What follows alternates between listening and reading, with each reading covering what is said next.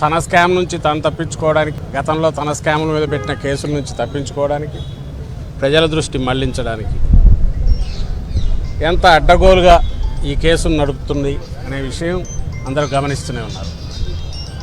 అడ్డగోలుగా ఎందుకు అంటున్నానంటే, నేను లాస్ట్ టైం కూడా ఇక్కడే చెప్పాను, మూలం లేదు ఇక్కడ, స్కామ్ ఎక్కడనేది తెలియట్లా. ఊడలు మెయిన్ స్కామ్కు బేస్ ఏందనేది తెలియట్లా. ఊడలు మహావృక్షాల మాదిరి, అంటే పిట్టకథలు పెద్ద కథల కింద తయారవుతున్నాయి. అది ఓ రోజు ఒక పిట్టకథ, ఒకరోజు అది గల్ఫ్లో పుడుతుంది, ఒకరోజు ఆఫ్రికాలో పుడుతుంది, ఒకరోజు హైదరాబాద్ శివార్లలో పుడుతుంది, ఒకరోజు ఎక్కడో బిల్డింగ్ కన్స్ట్రక్షన్లో ఉంటుంది, ఒకరోజు ఎన్నికల్లో ఖర్చు అయిపోతుంది. ఈ స్కామ్ నుంచి వచ్చినవన్నీ కూడా ఇన్ని రకాలుగా 3,500 అనేవి తెలిసి 3,500 కోట్లని తెలిసి ఒక 35-40 వేల కోట్లకు సంబంధించిన లెక్కలు చెప్తున్నారు. ఇంత చేసి ఎక్కడ స్కామ్ ఎక్కడంటే దానికి సమాధానం చెప్పలేకపోతున్నారు, ఎందుకంటే లేదు కాబట్టి. దీని ద్వారా ఏం బెనిఫిట్ అవుతున్నారా అంటే, తమ వైఫల్యాలను నుంచి తప్పించుకోవడానికి, ప్రజలకు ఆన్సర్ ఇవ్వాల్సిన పరిస్థితి నుంచి తప్పించుకునే ప్రయత్నం చేస్తున్నారు. అందుకే వాళ్ళ మీడియా చూసినా, ఇక్కడ కూడా ఉన్నట్టున్నాయి, వాళ్ళ టీవీలు చూసినా, ముద్దుగా మనం ఎల్లో మీడియా అని పిలుచుకునే టీవీ ఛానళ్ళు, పేపర్లు చూసినా ఇవే బ్యానర్లు కనపడుతుంటాయి. పథకాల గురించి ఉండదు, పథకాలు ఎందుకు చేయలేకపోయామనేది ఉండదు, లేదా మేము ఇచ్చిన హామీ నుంచి తప్పించుకుంటున్నారు అని జనం నిలదీస్తున్న దానికి ఆన్సరు ఉండదు. ఇవే కనపడుతుంటాయి.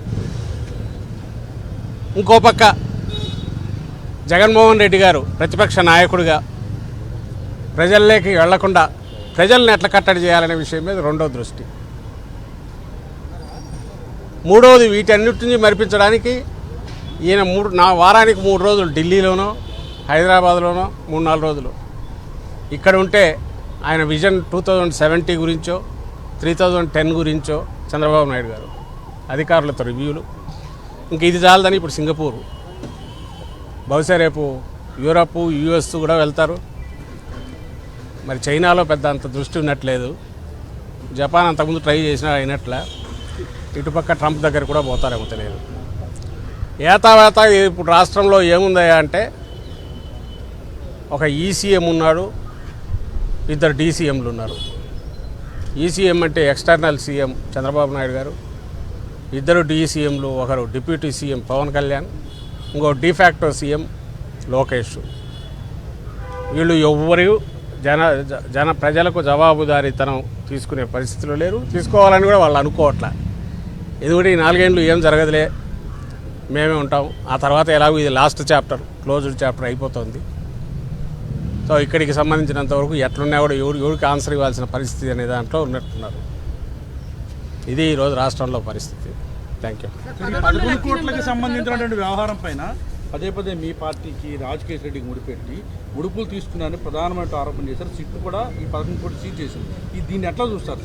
ఎట్లా ఎన్నిసార్లు చెప్పినా మళ్ళీ అక్కడికే వస్తుంది. స్కామ్ అంటే ఎక్కడో పుట్టాలా, ఇదిగో ఇక్కడ నుంచి ఇట్లా పోయింది, పాలసీ డీవియేషన్ ఇక్కడ జరిగింది, దీనివల్ల రెవెన్యూ క్లాస్ అయింది. అందుకే మేము ఎప్పుడు చెప్తుంటాం, 14-19 మధ్య జరిగింది స్కామ్. సంవత్సరానికి 1,300 కోట్ల ఆదాయం వచ్చే ప్రివిలేజ్ ఫీజును క్యాబినెట్లో కూడా చర్చించకుండా, ఫైనాన్స్ డిపార్ట్మెంట్ కంకరెన్స్ తీసుకోకుండా జీవో ఇచ్చేసి క్యాన్సిల్ చేశారు. సీఎం నాలెడ్జ్ ఒక దాంట్లో అయితే సీఎం సంతకం కూడా ఉంది. అది స్కామ్ అంటాము. స్కామ్కు అవకాశం ఉందని ఇన్వెస్టిగేట్ చేయాలి. ఎందుకంటే 1,300 కోట్లు ఆదాయం వచ్చేది, లాస్ వచ్చింది రెవెన్యూకు. ఇది కాక కిందికి బెల్ట్ షాపుల వల్ల వరకు ఎక్సెస్ రేట్తోనో, మార్కెట్ ఎంఆర్పి కంటే ఎక్కువ రేట్తోనో చేసినవి ఆ గతం. ఇప్పుడైతే ఇంకా అడ్డగోలుగా మీరే చూసినారు, మార్జిన్ సరిపోదని నోటిఫికేషన్లో లేని తర్వాత పెంచారు. ఇంకా అలాగే బెల్ట్ షాపులు ఎట్లున్నాయో మీకు తెలుసు, ఎక్కడెక్కడ ఉన్నాయనేది. పర్మిట్ రూమ్లు ఎట్లున్నాయో మీకు తెలుసు. ఎంఆర్పికి ఎక్కడ దొరుకుతుందో లేదనేది షాపుకు పోయిన వాళ్ళకి తెలుస్తుంది, బార్లకు పోయిన వాళ్ళకి తెలుస్తుంది, లేదా పర్మిట్ రూమ్లోకి పోయిన వాళ్ళకి తెలుస్తుంది, బెల్ట్ షాప్లో తీసుకునే వాళ్ళకు, మీకే ఎవరో తీసుకునే వాళ్ళకే, వినియోగదారులకే తెలుస్తుంది. ప్రత్యేకంగా చెప్పాల్సిన అవసరం లేదు. కొన్ని రెవెన్యూ ఏమైనా పెరిగిందా నీ పాలసీ వల్ల? జగన్మోహన్ రెడ్డి గారి హయాంలోనే రెవెన్యూ ఎక్కువ ఉంది, ఇప్పుడంతా చేస్తే 10%. నువ్వు ఇంత చేసి నువ్వేమంటున్నావు? అప్పుడు రెవెన్యూ లాస్ అంటున్నావు, మరి నువ్వు చేసిన దీనివల్ల నువ్వు చెప్పే సోకాల్డ్ మేజర్ పెద్ద బ్రాండ్స్ అన్నీ వచ్చినందువల్ల రెవెన్యూ 30-40% పెరిగిండాలా. మరి ఎందుకు నార్మల్ గ్రోతే ఉంది, 10% ఉంది. మా హయాంలో డిస్కరేజ్ చేశాము, వాల్యూమ్స్ తగ్గినాయి, రెవెన్యూ పెరిగింది ట్యాక్సుల వల్ల, క్లియర్ కనపడుతుంది. నీ హయాంలో వాల్యూమ్స్ ఇబ్బడిముబ్బడిగా పెంచినావు, రెవెన్యూ పెరగాలి అనుకున్నట్టు. షాపులు కింది వరకు తీసుకెళ్ళావు, ఇండ్లలో పెట్టండి ఒకటే. ఇప్పుడు డోర్ డెలివరీ కూడా అంటున్నారు మీ స్విగ్గీలో ఇట్లా వాటి ద్వారా. ఊర్లలో అయితే డోర్ డెలివరీ చేస్తున్నారు అంటున్నారు. బలవంతంగా తాపించమని టార్గెట్స్ పెడుతున్నారు. మరి ఎందుకు పెరగలే? ఇవన్నీ ప్రజలు ఆలోచించాలి క్వశ్చన్స్. ఇప్పుడు ఈరోజు ఎవరో అదే అంటున్నారు కదా, ఎక్కడో పట్టుబడింది. ఎవరిది అది? అతనికి సంబంధించి అతని బిజినెస్ ఉన్నాయి, అతని దగ్గర నుంచి ఏమైనా స్టేట్మెంట్ వచ్చిందా? వచ్చింటే ఏమైంది? వీళ్ళే అతన్ని A1గా ఉన్న రాజు కేసిరెడ్డిని తను చాలా బ్రహ్మాండమైన వ్యూహకర్త డాన్ అని లెవెల్లో ఉన్నప్పుడు తలకాయ ఉండేవాడు. నువ్వు ఎన్నికలు అయిపోయిన రోజు నుంచి నువ్వు ఈ స్కామ్ ఉంది మేము ఇది చేస్తాం అది చేస్తాం అన్నప్పుడు ఎన్నికలు అయిపోయి అతను అరెస్ట్ అయింది 90 రోజుల ముందు. అన్ని రోజులు అక్కడే పెట్టుకొని కూర్చుంటాడా? 11 కోట్లు ఇది చేయడం అది పెద్ద కష్టమా? అది ఉన్నట్టుండి 3 నెలల ముందు వాళ్ళ ఇళ్లలోనే రైడ్స్ జరిగాయి. ఆ రోజు ఎందుకు దొరకలే? ఈరోజే సడన్గా ఎట్లా దొరికింది? ఇవన్నీ క్వశ్చన్లు వస్తాయి. అంటే ఆ రోజు పేపర్ చదివేవాడికి అంతకంటే లోతుగా ఆలోచించాడు. అమ్మాయి 11 కోట్లు దొరికింది, ఓహో ఇక్కడ ఏదో ఉందని అనుకోవాలి. ఇంకోడు ఎన్నికల సమయంలో దొరికిందని ఆ రోజే అతను క్లెయిమ్ చేశాడు. ఆ రోజే ఓ పెద్ద మనిషి ఎవరు ఇది నాదన్నాడు. కొన్ని ఈ రోజు కాదు, ఇప్పుడంటే స్కామ్ అంటున్నారు, లింక్ చెవిరెడ్డి భాస్కర్కి లింక్ చేస్తున్నారు. ఆ రోజు తెలియదు. మరి ఆ రోజు నుంచే అతను అప్పుడే కోర్టులో వేశాడు. ఈరోజు నువ్వు ఉన్నట్టుని తెచ్చి రెండింటిని కలిపి ఇది ఎలక్షన్లు అంటున్నావు. మిథున్ రెడ్డికి సంబంధించినంతవరకు నా దగ్గర లేవు, చూశాను. కానీ అతను కావాలంటే రిలీజ్ చేస్తాడు. మా ఎంపీ లోక్సభలో మా పార్టీ నాయకుడు మిథున్ రెడ్డి వాళ్ళ కంపెనీకి సంబంధించి ఒక పర్టికులర్ కంపెనీ నుంచి వర్క్ కోసం అడ్వాన్స్ వచ్చింది. వర్క్ అలొకేషన్ కాలా, ఇవ్వలేకపోయారు సబ్ కాంట్రాక్టు. మళ్ళీ వెనక్కి వెళ్ళింది. ఎప్పుడు ఇది 19-20-21 ఎప్పుడో ఆ మధ్య, అప్పుడు కోవిడ్ టైం అనుకుంటా. కోవిడ్ టైంలో మరి ఆ రోజు మిథున్ రెడ్డి కలగా నింటాడా? అప్పుడే ట్రాన్సాక్షన్, ఓహో ఫ్యూచర్లో చంద్రబాబు నాయుడు వస్తాడు, లిక్కర్ స్కామ్ అని కేసు పెడతాడు, నేను ఇరుక్కుంటానని వెనక్కు పంపింటాడా?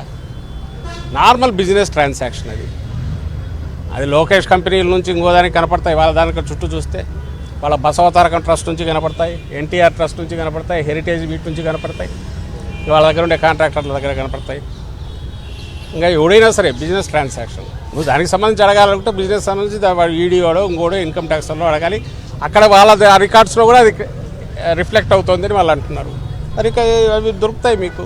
నా రిక్వెస్ట్ ఏంటంటే ప్రజలు ఇవన్నీ గమనించాలనే ధైర్యంతో పదం లేవగానే ఇంత తాటికాయ అంత అక్షరాలతో కొడితే, లేదా వాళ్ళకు రోజంతా వాడు సొల్లు వాగుతా ఆ ఛానళ్ళలో కూర్చొని మాట్లాడేవాళ్ళు ఏదో మాట్లాడతా అంటే అవే నమ్ముతారు జనము. అంత తీరికుండదు కదా అని వాళ్ళు కొడుతున్నారు. మిగిలిన మీడియా అన్నా ఇవన్నీ తీసి రాయండి. Let people decide. People already decide అయింది. జగన్మోహన్ రెడ్డి గారికి వస్తున్న రెస్పాన్స్ చూస్తేనే తెలుస్తుంది.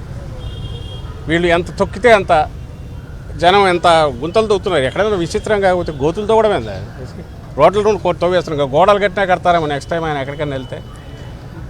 గోడలు కట్టేసి ఇంకెవరు రాకుండా చూస్తారేమో. కంచెలు వేయడము, ముళ్ళ కంచెలు, ఎక్కడో శత్రువు సైన్యం వచ్చి మీద పడతా అంటే కోటను కదా చుట్టూ కందకాలు తవ్వి ఫిరంగులు పెట్టుకొని కూర్చున్నట్టు. ఆయనకు ప్రొటెక్షన్ ఇవ్వండి స్వామి అంటే జనానికి దడి కట్టి జనం రాకుండా చూస్తున్నారు. మరి ఎందుకు ఎగబడి వస్తున్నారు? ఈరోజు ఆ జ్యోతిలో చూశాను, జనం కరువు, ఇది ఆర్భాటం ఎక్కువ, జనం నీళ్ళని. చూసేవాళ్ళు ఎట్లా అవుతారని కూడా వాళ్ళకి పట్టినట్లే రాసుకోవచ్చు. కానీ జనం అయితే ఇది అబ్జర్వ్ చేస్తున్నారుగా. పోనీ ఆయన ఎక్కడికి వెళ్తున్నాడు? మొబిలైజేషన్ ఎవరు చేస్తున్నారు? మొబిలైజేషన్ చేయగలరా అన్ని వేల మందిని? అది నువ్వు వేలల్లో నోటీసులు ఇస్తుంటే ఏ పార్టీ అయినా మొబిలైజేషన్ చేసే ప్రయత్నం చేయగలదా? నువ్వు బస్సులు ఆపేస్తేవి, వెహికల్స్ రానికి పోతేవి, ట్యాక్సీలు ఎవరిని బుక్ చేసుకోనికి పోతేవి, అందరికీ నోటీసులు ఇస్తేవి. నిన్న నెల్లూరులో నాకు తెలిసి 5,000-10,000 నోటీసులు. ప్రతి చిన్న ఊర్లో కూడా సిఐటి పేరుతో అందరికీ మెసేజ్లు. వైఎస్ఆర్సీపీగా అసోసియేట్ ఉన్న వాళ్ళందరికీ మెసేజ్లు, బయటకు వస్తే మీ మీద కేసులు పెడతామని. మరి ఎట్లొచ్చారు వాళ్ళందరూ? కొన్ని ఎన్నికల సమయం మేమేదో డబ్బులు ఇచ్చి ఉన్న తెచ్చుకోవడానికి. ఇవన్నీ లాజికల్గా ఆలోచించాల్సిన క్వశ్చన్స్. ఇదంతా ఎక్కడి నుంచి వస్తుందంటే జగన్మోహన్ రెడ్డి గారు తాను చేసిన మంచి పనుల్లో ఉన్న అభిమానము, ఆయన మిమ్మల్ని తెచ్చుకోక మళ్ళీ ఈ దరిద్రాన్ని తెచ్చి నెత్తిన పెట్టుకున్నామనే బాధ, ఆక్రోశం ఇది జనం వీటి నుంచి వ్యక్తం అవుతుంది, అది ఎక్స్ప్రెస్ అవుతుంది బలంగా. అది రియలైజ్ కాకపోతే వాళ్ళ కర్మ. అలాగే సంబంధించిన వ్యక్తులు సింగపూర్ కంపెనీకి మెయిల్స్ పెట్టారు, గతంలో అమరావతి విషయంలో పెట్టారు వరల్డ్ బ్యాంక్ అని చెప్పి. ఏమన్నా అర్థం ఉందా దానికి? మీరే ఆలోచించండి. ఏ మెయిల్ తీసి ఇవ్వాలిగా, ఇదిగో ఈ మెయిల్ అని చూపాలిగా. మన ఎవడో ఉదయశంకర్ పెట్టాడు ఏపీఎండీసీ దగ్గర, ఇంకోటి ఏదో తీశారు. మీలాగా దరిద్ర పనులు చేయలే. జగన్మోహన్ రెడ్డి గారు తెచ్చినవి కన్స్ట్రక్టివ్గా ప్రతి రూపాయి స్కీములకు, మిగిలిన వాటికో, డెవలప్మెంట్లకో జరిగిన వాటి మీద అడ్డగోలుగా మీ ఎంపీలతో పెట్టించి, టీడీపీ ఎంపీలతో ఆ రోజు పెట్టించి వాటిని రిజర్వ్ బ్యాంకు సెంటర్కు రాసి ₹1 దుర్వినియోగం దగ్గర ఆ రోజు పెట్టారు. ఈసారి ఎవరో అట్లా చేయట్లా. ఏపీఎండీసీ రియల్గా క్వశ్చన్ చేస్తున్నావు. నువ్వు కాన్స్టిట్యూషన్ వైలేట్ చేసావు. నువ్వు నేరుగా ఖజానా మీద ప్రైవేట్ వ్యక్తులకు గ్రిప్ ఇచ్చావు. నీకు పే చేయలేకపోతే కార్పొరేషన్ నువ్వు ఖజానా నుంచి నేరుగా తీసుకోమని హక్కు ఇచ్చావు. You don't have that right. Government only ధర్మకర్త తప్ప ఓనర్ కాదు. చంద్రబాబు హెరిటేజ్ సొమ్ము కాదు, లేదంటే చంద్రబాబు ఇంట్లో ఇది కాదు, వాళ్ళ డబ్బు కాదు. అప్పుడైతే ఇచ్చుకోవచ్చు నీ డబ్బు. నువ్వు ప్రభుత్వం అనేది ధర్మకర్త మాత్రమే. అది ఎడాపెడా నువ్వు ఒక కార్పొరేషన్ చేసిన అప్పులకు ఖజానా మీద హక్కు ఇవ్వడం అనేది ఫస్ట్ టైం హిస్టరీలో. అది ఓపెన్గానే పాయింట్అవుట్ చేస్తున్నాం. దానికి ఎవరి ద్వారానో రాయించాల్సిన అవసరం ఏముంది? ఓపెన్గానే పాయింట్అవుట్ చేస్తున్నాం. సో పిఎల్ఆర్ నుంచి రాయాల్సిన అవసరం ఏముంది? సింగపూర్ రాసి వాళ్ళే చెప్పినారు కదా, వాళ్ళ మంత్రే. నాయన మేము బుద్ధి ఉంటే అప్పుడంటే ఈశ్వరన్ నుండి వచ్చి పెట్టాడు, మేము అట్లా రాము, కావాలంటే వేరే దాంట్లో టెక్నికల్ సపోర్ట్ కానీ మిగిలినవి ఇస్తాము, కన్సార్షియంలో కానీ ఓపెన్గా వచ్చి అయితే రాము అన్నారు. వాళ్ళకు రుచి తెలిసింది. ఇక్కడ అవినీతి ఈయన అక్కడి వరకు తీసుకెళ్ళాడు, ఈశ్వరన్ రూపంలో తెలిసింది. ఈశ్వరన్ కూడా జైల్లో పడి మరి రిలీజ్ అయ్యాడో ఉన్నాడో తెలియదు ఈయన దెబ్బకు, చంద్రబాబు శాఖకు. సో సింగపూర్ వాళ్ళకు కూడా అనుభవం అయిపోయింది కాబట్టి వాళ్ళు జాగ్రత్తగానే ఉన్నారు. అదే వాళ్ళ మంత్రి ఈయన అక్కడ ఉండగానే శాలువా కప్పించుకొని అప్పుడే స్టేట్మెంట్ ఇచ్చాడు, ట్వీట్ చేశాడు, మేము ఇట్లా కన్సార్షియం దీంట్లోకి అయితే రామని క్లియర్గా చెప్పాడు. నీ ఎక్కడుంది నీ పలుకుపడి? నువ్వు రాయించుకునేదే నీ వెనకబడి తీసుకుపోయి అప్పుడు దావోస్కి పోయి బిర్యానీ ఇది పులిహోర పెడుతున్నాం ఇట్లా అన్నట్టు ఇప్పుడు పోయి ఇట్లా చేయొచ్చు, రోడ్ షో చేసేదో చేస్తున్నామని చెప్పచ్చు. నీ మీడియాలో నువ్వు రాయించుకోవచ్చు, అంతే తప్ప ఎవరు నిన్ను అమ్మే పరిస్థితి లేదు.